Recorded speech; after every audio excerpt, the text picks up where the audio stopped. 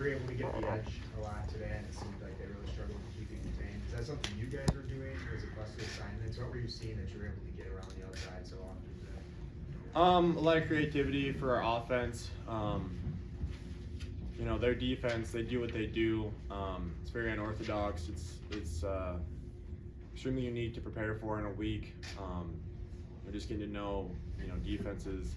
It's an extreme outlier, as he was talking about with their twisting. You know, sometimes they're not gap sound, which you know, doesn't really happen in Division I FCS. But they play with, you know, a ton of passion, and that's why it's, you know, been successful for them. You know, just getting on the edge there, it was just specific to our offensive line.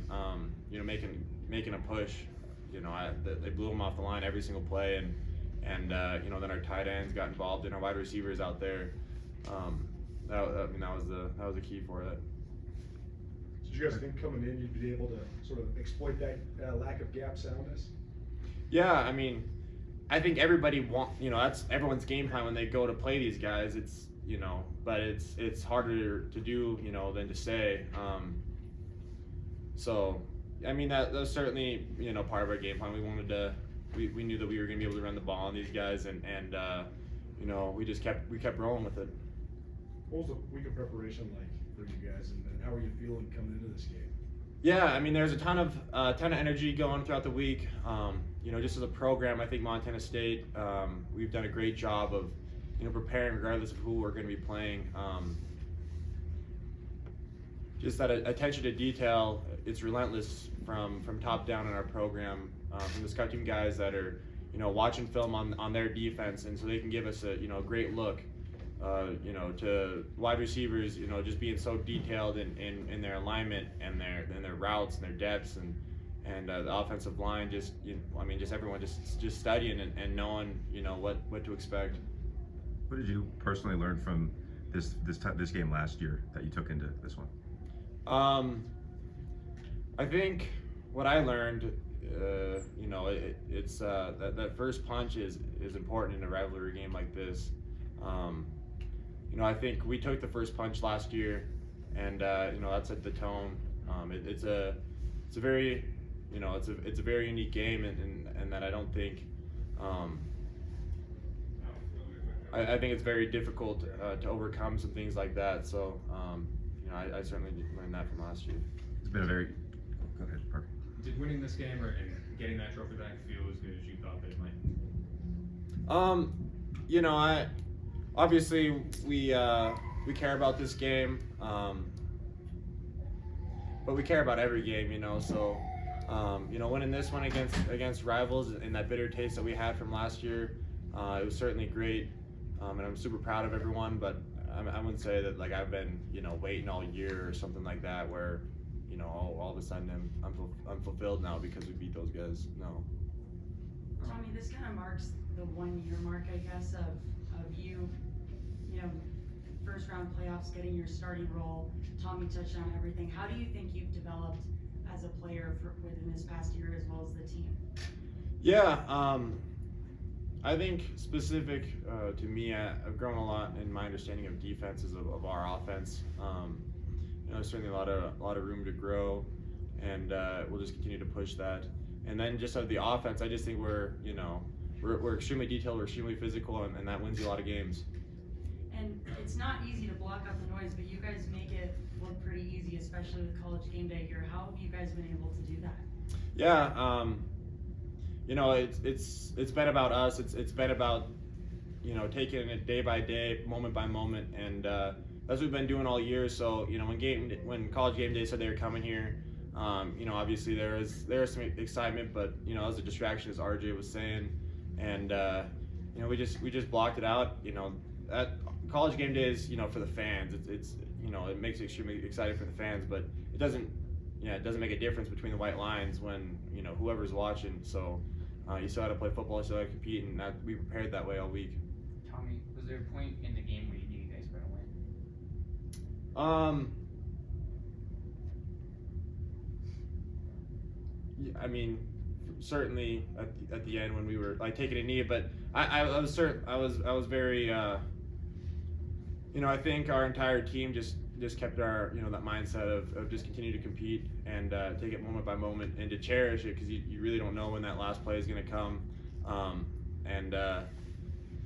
So we were just competing all the way throughout. I don't think anybody had, oh, this game's over, just can, be done at this point. But we just try to enjoy it all, and that's what we did, yeah.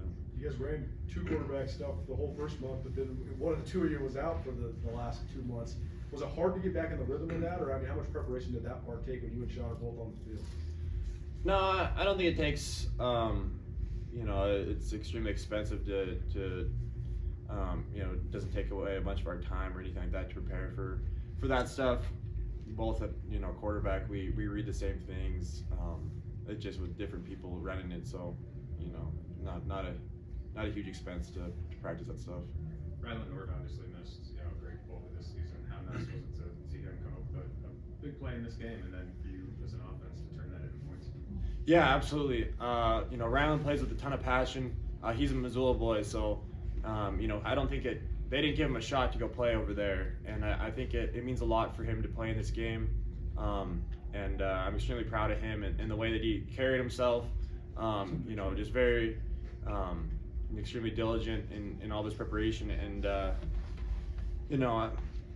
just the effort that he puts in day after day, regardless of where he was at with, sitting out a couple of games, the effort was there all year long. He didn't come in and he wasn't, fatigued and out of shape. He worked like he was the guy the entire season, and that's why he was able to be successful when he got the opportunity.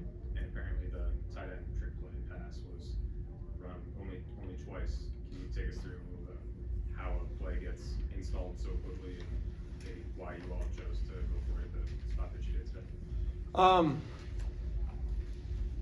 Yeah, I don't know. I mean, a lot of those trick plays, it's more practice doesn't necessarily help you. Might psych you out or something. So, we felt confident with the people that we had out there. The attention to detail is incredible, and I'm just really proud of the guys for executing a play that we really didn't get to prepare for a whole lot. Another big play in this game, I guess similar to the Weaver State games, what was the snap over the punter's head and Jory landed on it. I guess how big from your vantage point, how big was that play? What was it like to see Jory make that play?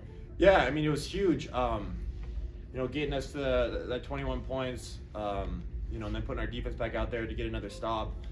That's huge. It gives the offense, time to continue to recover while we're on the sideline. It definitely messes with their special teams coordinator, their special teams, punter, long snapper, and then Jory just being able to score. That's incredible. I wasn't sure who actually jumped on it, but just hearing that, that's pretty special. So I'm extremely, that's great that Jory got that opportunity. And then Big Sky title. I guess how does that sound? How does that feel? Yeah, I mean, it feels great. Without a doubt, the guys have been working extremely hard, and just to have some of these goals come to fruition is extremely special, and we're just looking forward to the next one, but it feels great right now. And Tommy, obviously, this win means a lot to every player on the team, but can you talk about it from a Montana boy perspective? I mean, RJ from Dillon, you mentioned Ryland from Missoula. How much more meaningful is it to the Montana boys on the team? Yeah, everyone grows up, either a Grizz fan or a Bobcat fan, regardless of where you're at. So, I remember, just around Thanksgiving every single year, got to sit down with my family and get to watch this game, and it's extremely special for me to have an opportunity to play in this game and to contribute and help the team that I dream to play for get a win.